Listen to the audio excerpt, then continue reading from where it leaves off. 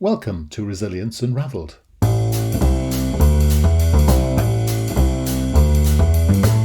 Hi everybody and welcome to Resilience Unravelled, a podcast that examines all aspects of personal and organisational resilience.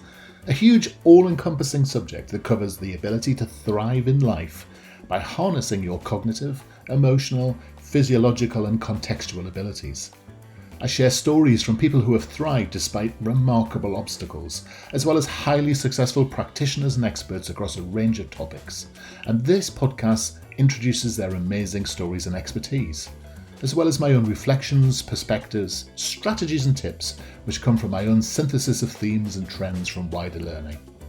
You can go to qedod.com/extras to access offers, tools and resources, including free articles and ebooks. For those of you that would be interested in supporting our work and contributing more proactively, you can find our new Patreon page at patreon.com. Then search for Resilience Space Unravelled. So, let's get started. Enjoy the show. And so today I'm talking to Tom Simmons about a subject I'm particularly interested in. We've had a number of people in the subject before talking about men's mental health and suicide and anxiety, but particularly relating to men, in fact. And Tom's here to talk about something similar today. And I'm really looking forward to it because I think this is a subject that we under-talk about, and I think it needs more exposure. So I'm delighted to welcome Tom Simmons to Resilience Unravelled today. Hiya, Tom. Hi, Russell. How are you doing? I'm good.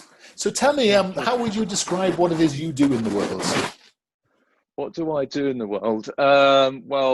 Professionally, I'm a sales director for an events company that runs events in America. But I guess personally, and I guess what I'm keen to talk about today is this platform I've built called Fellows with Feelings, which is basically something that I felt compelled to provide on the back of my battle with anxiety, depression the last five or 6 years. I felt that when I was in the dark time and that I was for as long as I didn't know where to turn to, who to turn to, and I just felt lost. I really did feel lost, and there wasn't a resource that I found that just helped inspire me to understand what methods and practices were out there that you could potentially employ alongside medication to help make you feel better and get you returning to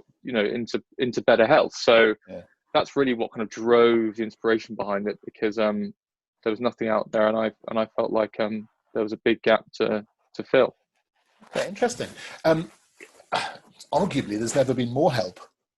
And it's interesting that you weren't able to access it. So I'm quite interested to sort of unpack that, if you don't mind. So yeah, sure. So tell me your story then. So how did you? So you're obviously talking about your own particular situation. So walk me through it from the beginning. How did it all start? Yeah, sure. So I was. I basically. I guess it's been actually. Present since a very young age. I think it might be worth just giving you the backstory before it then kind of went into kind of diagnosed kind of clinical anxiety and depression, because when I was younger I used to get night terrors. I had them from about 7 to 12 years old, which is obviously a huge form of anxiety because I was scared of the night and what was in it and all these different noises that were in the house. And then when I went to school, I was incredibly insecure in the sense of, I was always very conscious about what I wore, what I said, the people I was with. Every thing in my environment, I really hone in on into kind of an obsessive level. And then I went to university and took up some very unhealthy habits. Probably partied more than I should have done, and. Good. And yeah, I know, and I guess that's very typical of that kind of age. And I know a lot of people can tolerate it and they're fine, but in my case, I probably took it a bit too far, and I ended up giving myself 2 significant health scares. One came in the form of atrial fibrillation when I was 20, which is basically a heart arrhythmia, which is obviously more common with people who are much older. And then a couple of months later, I got diagnosed with cancer. So I got like a double health whammy, which was which hit me hard, because when you're 20, you think you're invincible, you think you're unstoppable, and suddenly you're faced with this new reality that you've got these two health scares and everything flips on its head. So that's when the anxiety and the mental health came about. Yeah. And that's, you would imagine, is a normal reaction. Exactly.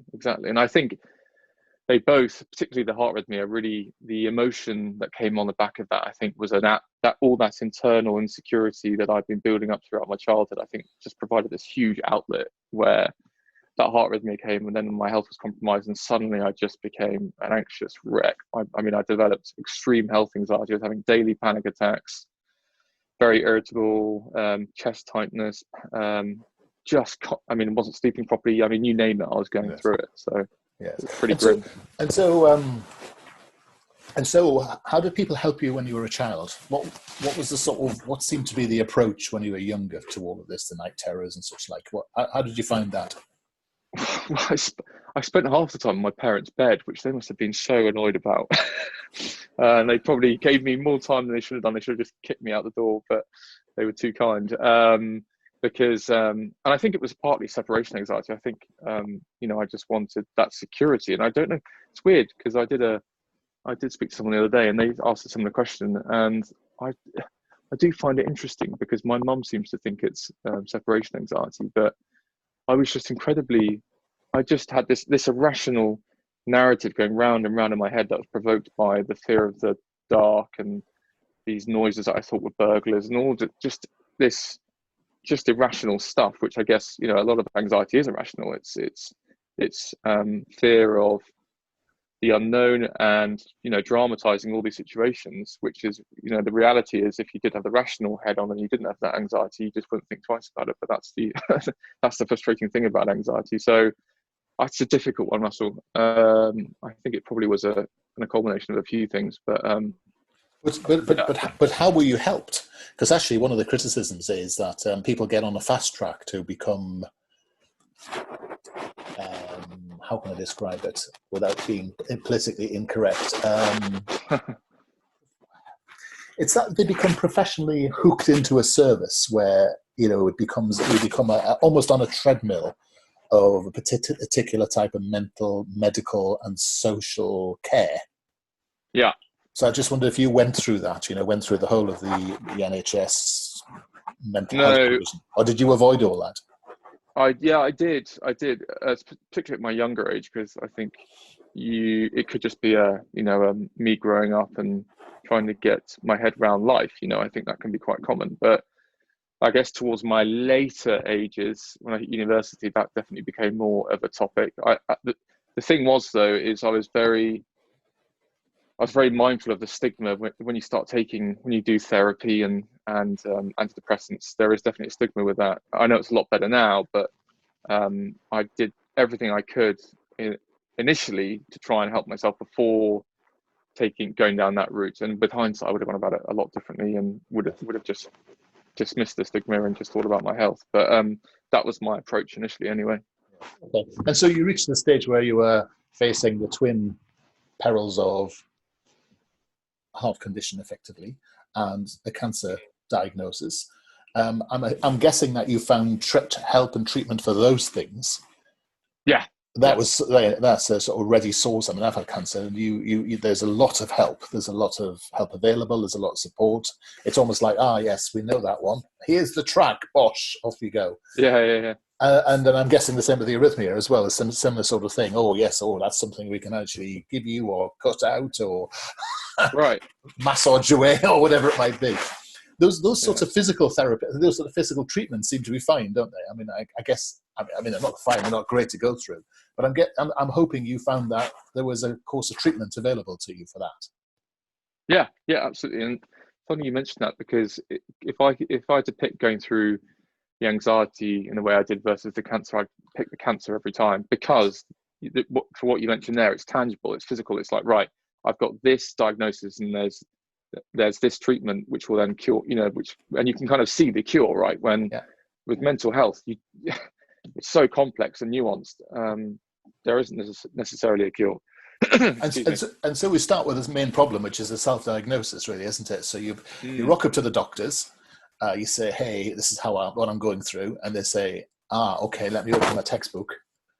And they blow the cobwebs off it in many cases, don't they? And, and they say, aha, we've got a pill for that. Was that your experience, or did that, again, am I over-characterizing it?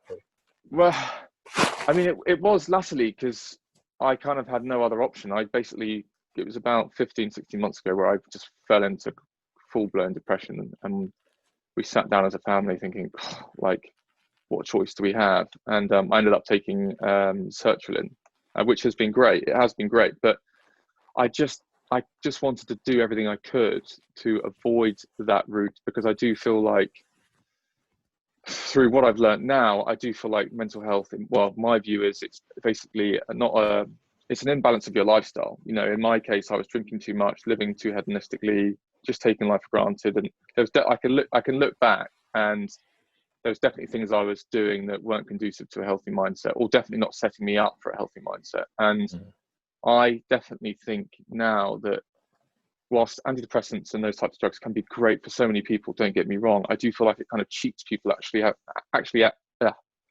having to make a lifestyle change. I do think people try and avoid or do everything they can to take the easy option so that they can live their lifestyle like they were before, right? And clearly, I think in most cases, I can't say it's for everyone, but clearly whatever they're doing isn't working for their health, because mental health is inflammation of the body but in the brain, right? So that was my view. It's interesting the way you described it. You almost described it as a punishment for a hedonistic lifestyle, or are you saying it was just an inevitable outcome for you? Well, yeah, I probably would put it as a punishment. I was taking life for granted, and I think that about my cancer. Whenever I mention my cancer to people, it's that whenever you mention that C word, people kind of seize up and, oh my God, and I don't ever expect sympathy, because I take the view that, we always talk about metabolism in the sense of digesting food properly, but I think you can metabolize experiences. And I was metabolizing the wrong experiences, which was obviously going to give me the poor health outcomes. And, I was playing with fire, and, unfortunately I got it wrong, and whatever outer being or whatever it was that that kind of sparked the growth for the cancer or the problem for the heart, didn't like what I was getting up to. So I do, funnily enough, Ross, I do see it as a punishment, which I guess is probably a bit of a weird thing, but yes, well, it's a thing. It's up to you whether you decide to say it as weird or not. So so what sources of help did you find which were about at that time when you started looking around? So I started looking at, I guess, more holistic ways of helping improve my mental health. So I've now do a lot of breath work, which I guess I know throws a lot of people, because it's like, what? We breathe anyway. How can breath work help? But the last 15 months, that's been a huge part of my life. Changing my diet has been massive. Good.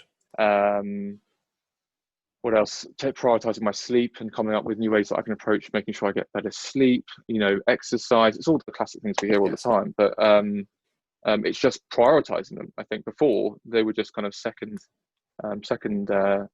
priority, and now it's kind of forefront of mind. And I made significant sacrifice and significant compromise on a number of things. I gave up drinking, so I've been sober now 15 months.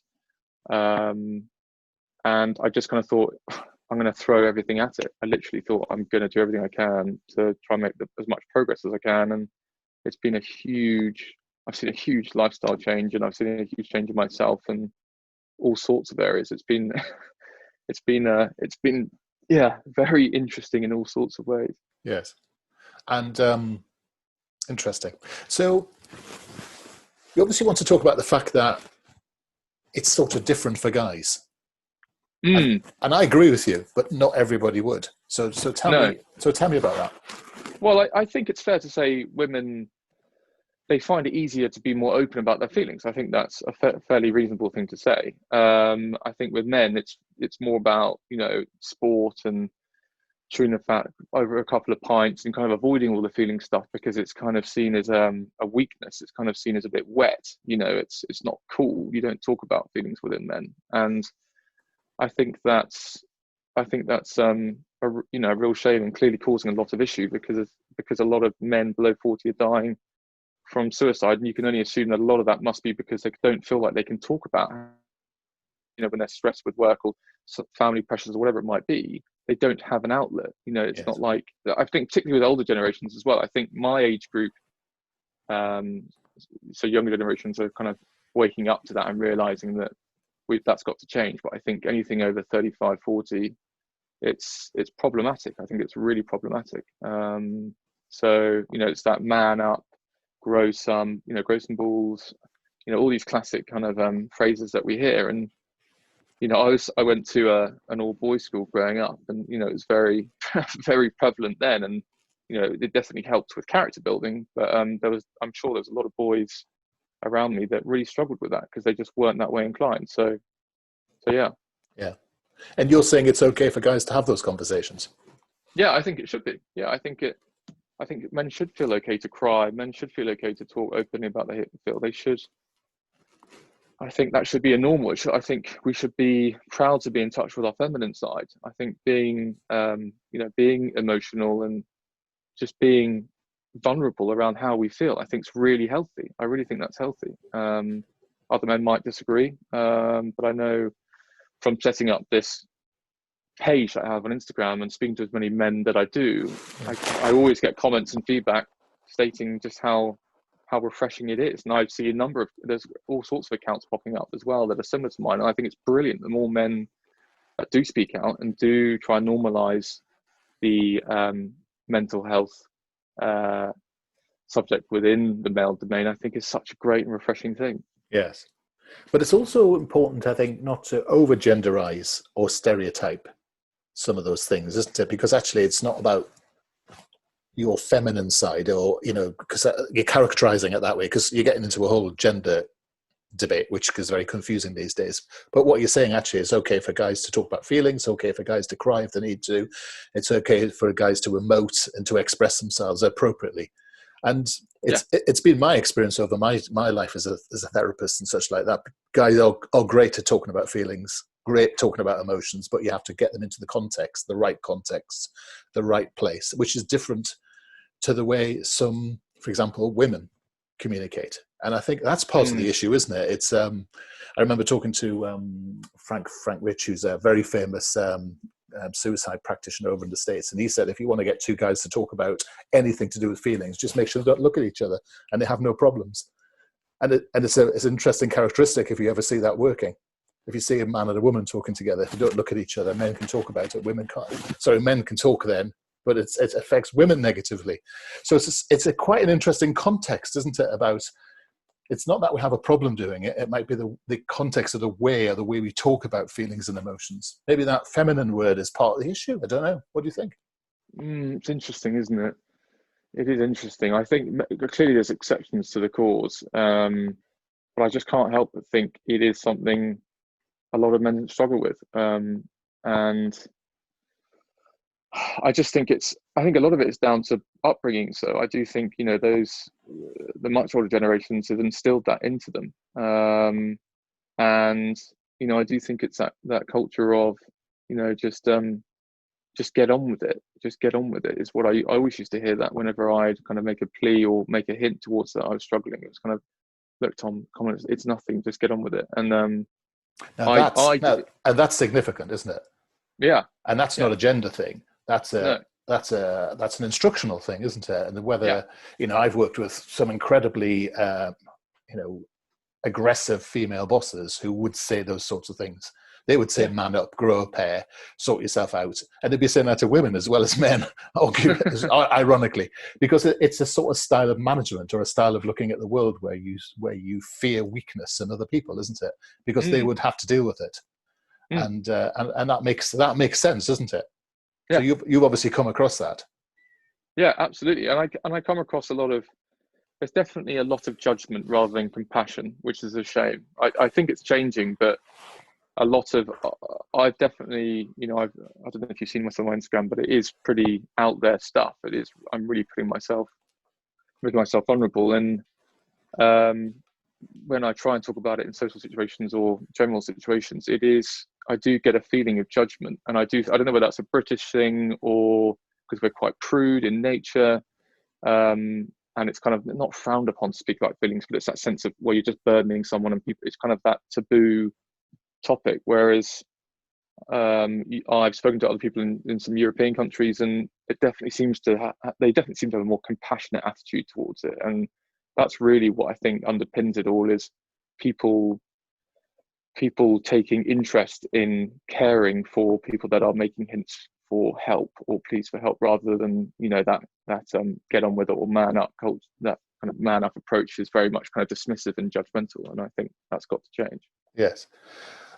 Is it also true to say along with compassion should come empathy, though? Because absolutely. Yeah. So I think those two things are the sort of critical bit of resilience. And you have to have compassion, empathy for yourself, but also for other people. And there is a place for man up. Sometimes it is about getting through. Sometimes you just have to get through, but recognizing that there has to be the down curve that comes after that, where the repair and renewal comes from. And there are some people who need to hear man up, because that's either because of conditioning or whatever it might be, but because that's what's needed at that moment in time. And so sometimes we have to have the empathy to deploy what's necessary for that person, but not what works for us. And I think that's one of the challenges with this more compassionate modern approach, isn't it? We tend to use the approach that works for us. And if we're more talky, feelingsy, such like, but we're dealing with someone who's much more rational, then you have to approach it from their perspective. Otherwise you're actually exacerbating the problem which already exists in a funny sort of way. Yeah, right. I think your point about rationality is important, because I do think there's probably, there are situations where people, get thrust into them and it's clearly not right for them, and there can be maybe an argument for character building. But I think to counter argue, to play devil's advocate to that, then there's clearly some people that aren't conducive to those types of environments. So is it necessary that they should be in them in the first place? I don't know. So, but now we're violently agreeing, because character building is great, but it's building. You can't graft character onto people, can you? No. You have to learn it. But the thing is, you learn character through failing, learning, and coming back, bouncing forward. Not bouncing backward. That old idea. Well, exactly. And I think your point about the compassionate and the empathy coming into that, not just saying man up to character build, to then not try and understand how that experience helped that individual. I think there's got to be, and I guess we're now making it quite complicated than it shouldn't be, but I think I do think there is a point about the tone of how you position that man up, in terms of, I don't know, it should have an empathetic, compassionate undertone, whether it's afterwards or before. I do think there's still does that make sense? I don't know. It makes total sense. I mean, we work in resilience, but we also work in leadership, and we advocate a style of tough love leadership, which is sometimes you need to be tough, and that's about accountability. But you have to do the other side as well. And you'll know if you've been in sales that one of the key things you have to do is you have to put yourself in your customer's shoes in order to be able to build a relationship and build a sale. And it's the same skill for me in understanding other people. And the question which we frequently do not ask, which is, what can I do to help, often falls on the ears of people who don't know how to help themselves. And there comes the challenge. And therefore, some people who also don't have a skill set say things, the only thing they can say, which is what worked for them, which was, well, man up. And I often think the challenge here is we're teaching people to know what not to do, but we're really not being very clear in teaching people how to know what to do. We have the same thing in business at the moment, where we have an organization that goes around showing people that everything in life is a mental health issue, but not everything in life is a mental health issue. Sometimes they're just things. And we need to learn skills and processes to help us. And if you want to genderize it, that's a very male approach to what we're talking about is a very male problem, which then men can engage with and say, right. If I'm a person that likes a toolkit, where's my toolkit? Yeah. And if my toolkit is talking about my feelings, then that's great. Okay, so show me how that works. Well, how do I start? When do I do it? If you're going to talk about that rationale approach, then we've got something that men can practically engage with to say, right. I mean, what I'm really impressed about is your breathing thing. People underestimate the actual power of diaphragmatic breathing, particularly in anxiety, don't they? And we call it, we'd wrap mindfulness and meditation and all that old blah around it. But at the heart of it is exactly what you've said, is rationality and breathing. Yeah, exactly. But I think those things need to be, those are definitely important. But I think some other things that I've learned that underpin all of that is making sure that you're consistent, you're disciplined, you're curious, and you have an open mind. I think those are four kind of key traits that I think underpin any endeavor. Because if you don't have an open mind, you then won't be that receptive to change. In my case, for a long time, I was very stubborn, and it took me a while to cultivate a mindset where I was a lot more inquisitive and a lot more curious about things that I would have otherwise dismissed and just wouldn't have entertained was a legitimate choice that I could pursue that would help me. I'm really pleased you've said that. I mean, they often talk about the 4 C's of resilience, one which is compassion, you've talked about, and the other thing you just talked about, beginning with C. Yeah. Then we've only got the other 2 to go. Which should be memory, cognition. I think it's spot on. So how's your journey going for you now then? So you're setting up these pages. Tell me how people can access these experiences that you're having, so they can begin to hook in. My main one's Instagram.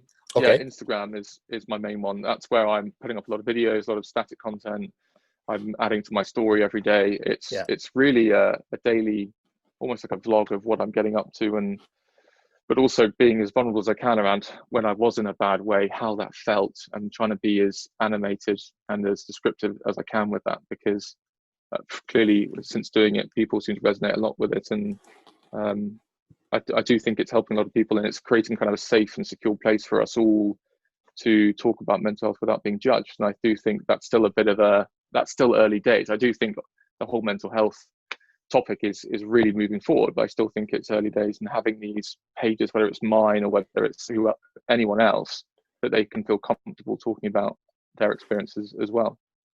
Brilliant. Okay, so walk us through how we find you then on Instagram.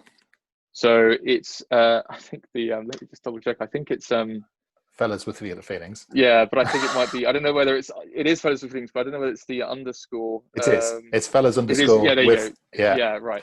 Okay, you know better than I me. know. Goodness, I should be your publicist. Fellas underscore with underscore feelings at Instagram. Yeah. And of course, people can sometimes find you under your name, Tom Simmons, as well, which is great. And there's a ton of really useful stuff on. You're right. You do talk a lot about this. And I think what's lovely, well, actually not lovely, it's inspirational what you're doing, is you're sort of leading the way. I think there's nothing better than setting an example for someone. Yeah, exactly. Well, yeah, I hope it is helping. I'm just trying to be as candid and as raw about it as I can, because I think, with social media in general, there's a lot of people showcasing this superficial lifestyle to kind of validate themselves in some ways. And actually, I think we need to see a growing number of accounts that just showcase the reality. Life in general isn't great, and I think social media hides all of that, and it's really sad. So I'm trying to do away with that and just show people what it's like, what the reality looks like, rather than just showing my holiday snaps or me topless or whatever it might be. Not that that's a good image, but I've got to live with that for the rest of the day. No, you're right. I think it's the most inauthentic media in which to be authentic on, and so you probably stand out by being true to yourself and such like. I think that's great. Yeah. So, last question: how are you doing? I'm good. I am good, actually. I'm a lot better than I was. It was 15 months ago when it really got bad, and then I made all sorts of changes which have really helped me out. So it's still I'm still on the course, but before I couldn't see the horizon, and now I can. So that's quite a nice thing, if that makes sense. Yeah, it does. It's that thing about knowing where you're going is half the battle, isn't it? Yes, exactly. Sense of purpose. Tom, it's been fantastic to talk to you. Thank you so much for sharing your resource, your vulnerability, your experience, and some really interesting ways of thinking about things. And, thanks so much for your time. No worries. Good to speak, Russell. You take care. Hi, everybody. I hope you found that episode useful and interesting. Feedback is always welcomed, and if you are in the mood to subscribe to us or even leave a comment on iTunes or Stitcher, that would be amazing. If you want to suggest ideas or even people you would like me to interview, then reach out to us at qedod.com/contact. As I said earlier, you can go to qedod.com/podcasts for show notes or follow the links. And you can go to qedod.com/extras to access offers, tools and resources, including free articles and ebooks. For those of you that would be interested in supporting our work and contributing more proactively, you can find our new Patreon page at patreon.com. Then search for Resilience Unraveled. I look forward to being in your ear next time around. Take care.